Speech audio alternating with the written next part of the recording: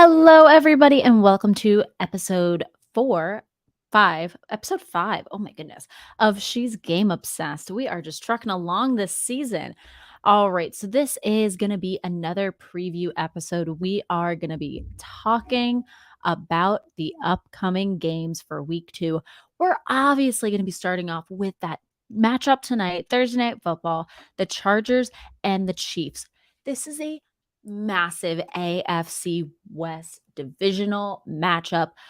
This is a big deal. This is a very big deal for both the Chargers and the Chiefs because they both want to prove, one, on the Chargers side, that they are better than the Chiefs, and the Chiefs want to show we still got it. We are still number one.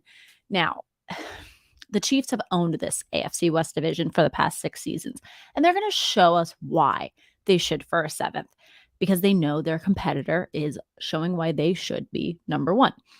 Now, Mahomes last week, 5 touchdowns, 360 yards. He did spread that ball around to 4 different receivers, while Herbert and company showed up and took care of the Raiders and made it look easy. This is a rematch that was a game that kept the Chargers out of the playoff last season. And I just think that we're looking at a completely different LA team compared to, yes, a different Chiefs team, excuse me. But I like the Chargers. I like what they have, what they're going with. I think their defense is insane. Khalil Mack is going to be a huge component to that, and I see him putting some big pressure onto Mahomes. So I am taking the Chargers in this one. Now, Patriots at Steelers. This is a big game too, because we're also looking at since 1998. This is the first game that has not featured either Brady or Roethlisberger. We're also, Patriots are still trying to show, hey, we got it. We're the Patriots. Steelers are trying to show everyone wrong because they're counting them out of the AFC North. I'm picking this game because I'm picking the Patriots to win this game because they were such a disgrace in game 1. Belichick is not going to let that fly. The Steelers' offense to me is not threatening. I think their defense is threatening. We all know what's happening with TJ Watt. And yes, Minka Fitzpatrick is still there. And I think they have the ability to still be a pretty lethal defense. But I think their offense falls short. Whereas the Patriots, it's a team that their defense is okay. And I think their offense has the potential to be okay. So rounding out on both sides of the ball, that's the only reason why I'm taking the Patriots. This was a tough one for me to really pick. But that's where my head is at on that one. The Bengals at the Cowboys. So straight out the gate, I'm going to be taking the Bengals. I think a lot of people are, which fine, makes sense. It's the Cowboys got hit with a lot in week 1. Not only did they lose, we all also know about that injury that Dak Prescott has had. I'm looking at the Bengals. I think week 1 was an anomaly for 2 reasons. I still can't say that word. Anomaly. They were not expecting the Steelers to be that fierce after facing them last season and sweeping them. While they also were experiencing that high from the Super Bowl coming to a close. 4 interceptions is terrible, and I only expect it to go up for Joe Burrow and company from here. The O-line needs to step it up, though. Give him the protection he deserves, he needs. While the Cowboys, again, I feel bad for them and their fans, obvious reasons. I'm not expecting much output from the Cowboys and their offense. That looked bad even with Dak Prescott. So even if he was still there, I wasn't looking for much from them. This is a moment for that defense, though. The defense last season was okay. This is a moment for that same okay defense to come back in, get some rhythm going, and get this game and keep it close. But there are holes that I think the Bengals are going to obviously see and capitalize on, hence why I take them to win that game. The next one, the Commanders and Lions. Well, Lions, fantastic. I'm just going to also, this is another one flat out the gate. Lions are taking this W. They're going to get their first W of the season. It's Carson Wentz on the opposite side, leading the Commanders. And I think this is the week where we're going to see the normal Carson Wentz return. Because mind you, it was Carson Wentz looking great against the Jaguars, who did nothing, who did not perform, who did not show up, who did not look ready to play. So I think this Lions defense is very much going to rattle Carson Wentz. And he already threw 2 picks last week. I could see that being probably about the same this week. The Lions are in a position to really get some good momentum going here to head into the next few weeks of the season. The Panthers at Giants. This is a game that I think is going to be boring, not because of the Panthers, or excuse me, not because of the Giants, but because of the Panthers. I like the Giants to get off to a hot start. I'm taking them to win this game. They're going to go 2-0. I honestly don't think I'd ever be sitting here saying the Giants were going to be going 2-0, but here we are. I'm going to probably eat my words, and they lose. The Giants are playing way better football than the Panthers are. Last week, Baker he wanted and needed to play good and have a good team around him to win and give a middle finger to the Browns. And he didn't, and the team didn't. The Giants aren't like they're a stellar, amazing team, and I expect this to be a blowout. I think this is another one that keeps close, but the Giants went through the Titans and they won. They kept it close. They also held back Derrick Henry. I think if they can stop a dynamic player like Derrick Henry, they're not going to have any trouble with the Panthers. So that's why I'm looking at the Giants on that one. The Jets at the Browns. Well, this is another matchup that's just, I most likely will not be watching this one. But I am a big Brissett gal, and I'm riding the wave. I want him to do good, and that's for my own selfish, obvious reasons. But this run game is going to be huge. Hunt and Chubb are going to be running up and down that field. The Jets aren't there. I will give a compliment, and I did this on Tuesday. They held back the Ravens for a lot longer than I thought they were going to, but there was nothing impressive that came out of that offense with Joe Flacco, that defense. I don't see it. I'm taking the Browns. Another very boring game, in my opinion, the Colts and Jaguars. It's a tale of two teams that didn't pull off a victory in week 1. One of these teams is bound to come out with a W unless we do a tie. The Colts could just be on a tie victory type of a riding the wave. Jags completely disappointed me. I wanted and expected way more out of a Jaguars team and was completely failed upon. The Colts played exactly how the Colts should have played and how I would have thought them to play. I thought the Texans would have played worse. So that's my opinion on that. But this one is just another easy one. I'm taking the Colts, baby. Dolphins at Ravens. This is going to be a big game, in my opinion. I think this is going to be one of those ones that people watch just to watch, whether they're a fan of either team or not. The Dolphins have holes. I personally would love to see Teddy Bridgewater at the QB with all of those weapons. Not to take away from Tua, he's just, in my opinion, he's not their guy. I'm sorry, Dolphins fans, and I'm sorry, Dolphins. He's not the guy. Give me Teddy Bridgewater. Let me see what he's working with. Let me see what he can do. That's where I'm at on that. And if Teddy Bridgewater came out, I would be picking the Dolphins to win. But I'm not. I'm picking the Ravens because they are a very young, fast team. They were hot last season and the season before that. Even with all their injuries last season, they were still pulling out W's. They were still hot. I expect them to be hot again this season. I think there's going to be some struggling in the first half. We are still in week 2. We're still working out the kinks. We're still building relationships. And not to mention they're going to have to adjust the defense to Hill and Waddle. But being home is a huge factor for them. Yes, the Dolphins beat the Patriots, who looked terrible, but so did the Dolphins. There was nothing majorly impressive that I saw from the Dolphins that I was like, wow. So I think the Ravens being home and just looking at those holes, making some adjustments, getting the gist of their relationships, their rhythm down. I think Miami keeps it close, but I'm looking at the Ravens. Alrighty. So on to that next matchup, the Bucks and the Saints.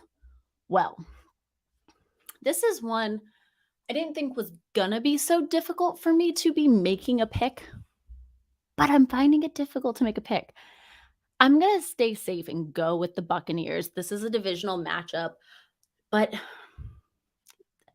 I didn't see anything out of that week 1 performance that I was like, "Oh my god, Tom Brady's on a roll. Oh my god, the Bucks are going to the Super Bowl." I saw a very lazy and mediocre performance, and I very much can say that about the Saints. My only thing being is the Saints are in a rebuild. This is a whole new Saints team. This is a whole new playing field for them. So, I'm gonna give some slack to the Saints. I'm not giving slack to the Bucks. The Bucks are led by Tom Brady, and he just didn't look like much of a leader to me. That's an opinion. So going into this, I think the Bucks are going to win because I still don't wanna bet against Brady, but the Saints can keep it close. I don't expect them to pull out a W, and that's just yet. Let me see later on in the season how I'm feeling when they meet again, because we could all be looking at this and going, "Hmm, are the Saints gonna beat the Bucks at some point this year? Maybe." All right, the Seahawks and 49ers. Now, I fell along with the numerous of people that thought we're gonna be seeing the winners of the last week, the 49ers, and the losers of the week, the Seahawks. And here we are completely opposite with the Seahawks having a win and the 49ers having an L. Now, I am sticking with Seattle for this one. They looked good, and I cannot go against them right now. It wasn't necessarily offensively, I thought they looked good, but that defense looked lethal. And I think a young Trey Lance, whose front four just seems like they're not there and they're not protecting them, is going to be a field day for them. I think that pass rush gets to them. I like the Seahawks here, and it's purely based off of a defensive standpoint.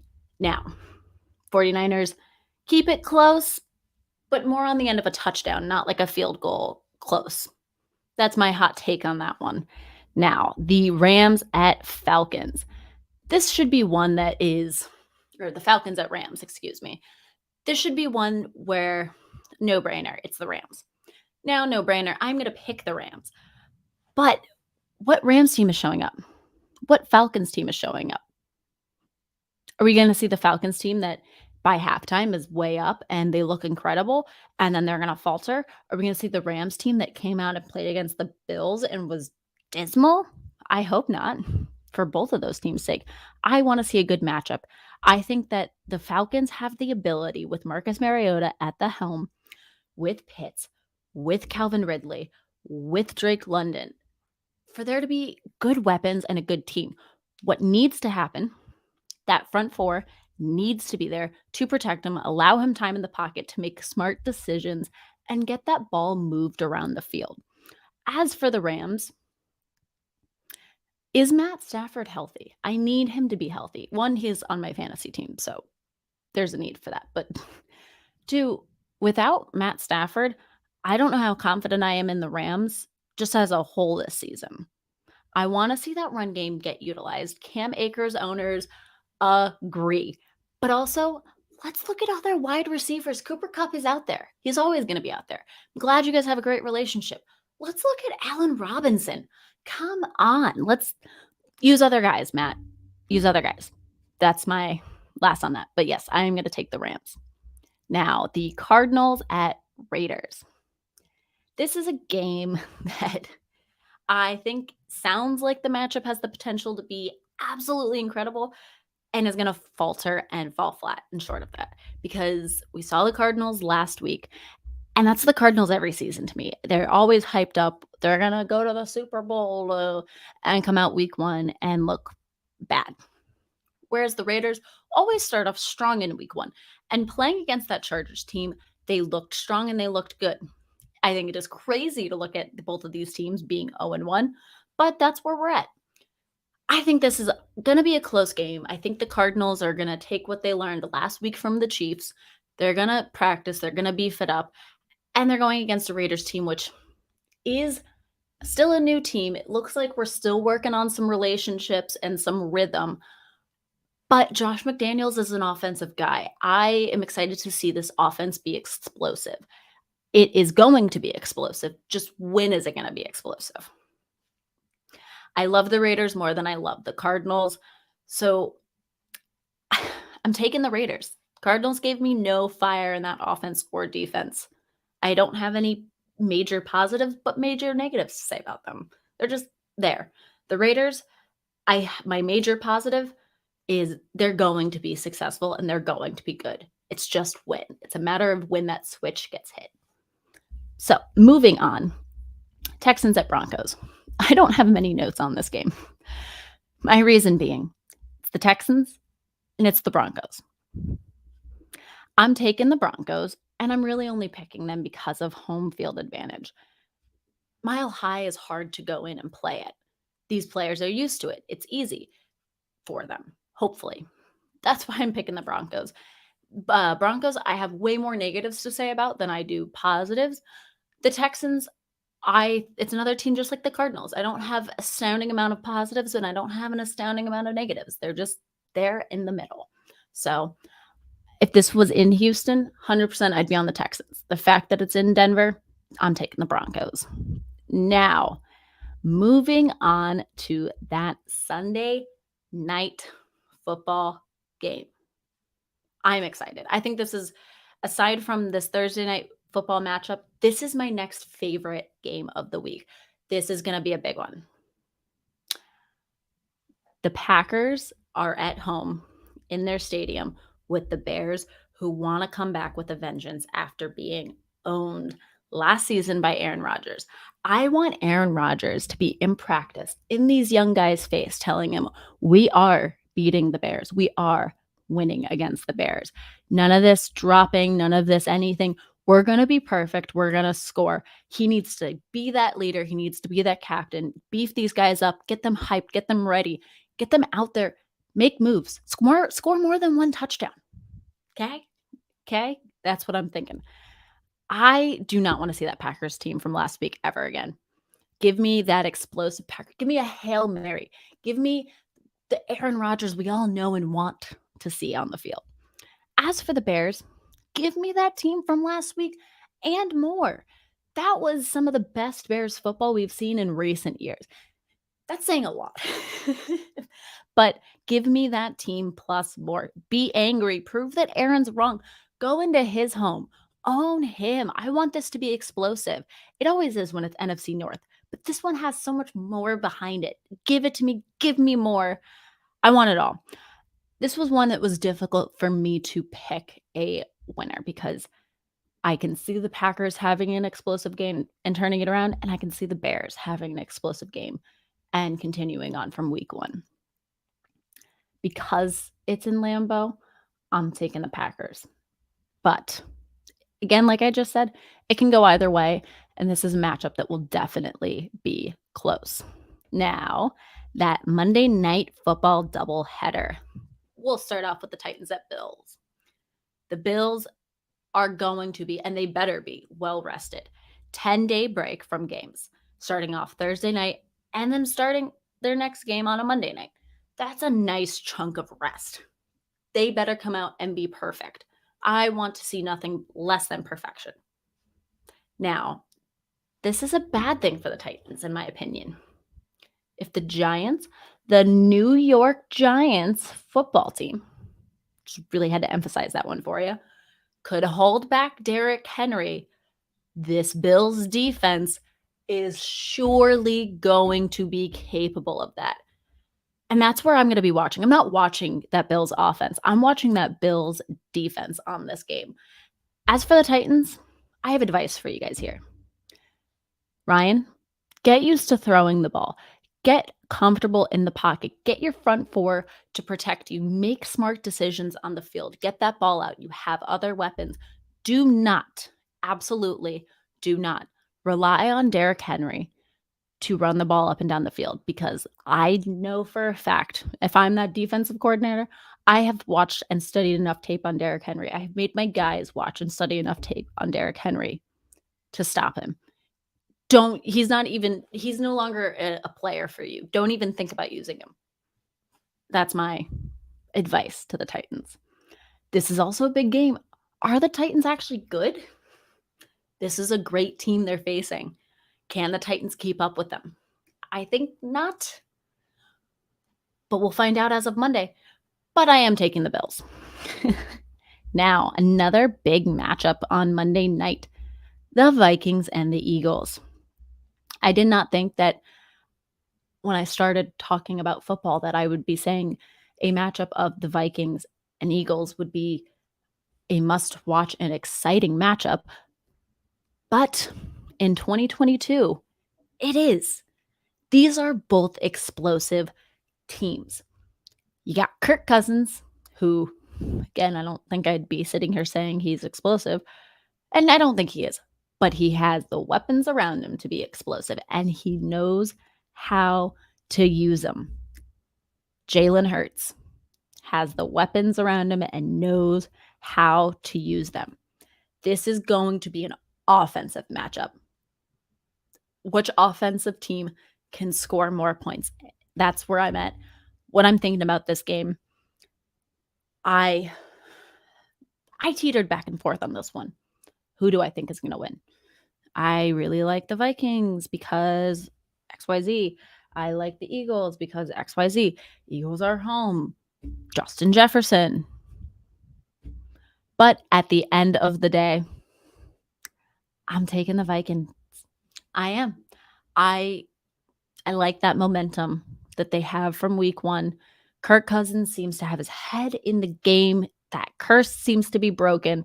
He's ready to go. Give me the Vikings. But for now, that is my quick preview of the games.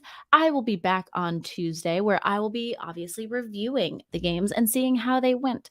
I will have my winners posted on Sunday morning so that way you can take a look and follow along with me. Otherwise, I will see you guys Tuesday.